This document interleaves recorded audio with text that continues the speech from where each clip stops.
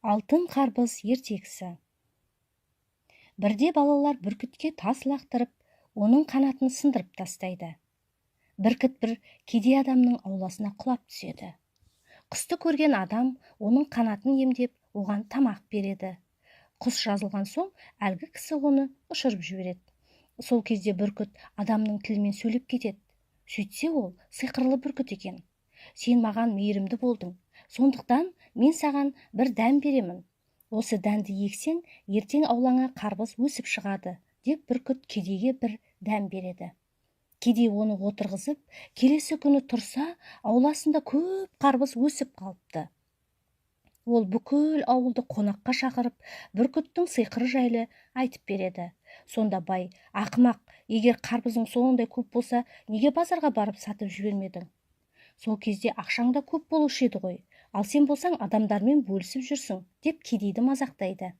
Байеке, сіз де қонақ болыңыз, деп әлгі кедей шақырса да, бай бармай қояды. Солай бүкіл ауыл кедейдің үйіне жиналады. Кедей бір қарбызды пышақпен кесіп қалса, ішінен көп алтын шығады. Келгендердің бәрі оны бөлісіп алып, үйлеріне байып қайтады.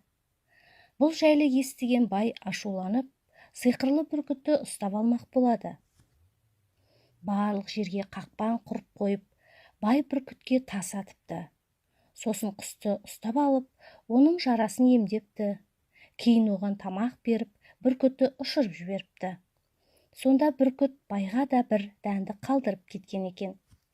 Бай қуанып, дәнді егіп қояды. Сол дәннен ертеңіне көп қарбыз өсіп шығыпты. Бай қарбызды ешкіммен бөліспей, бәрін үйіне тасып алады. Енді біреуін кесіп қалса, ішінен көп ара шыға келеді. Ол араның бәрі байды шағып тастапты. Сонда жасаған жамандығы үшін бүркіт байға алтын емес, араға толы қарбыздың дәнін берген екен.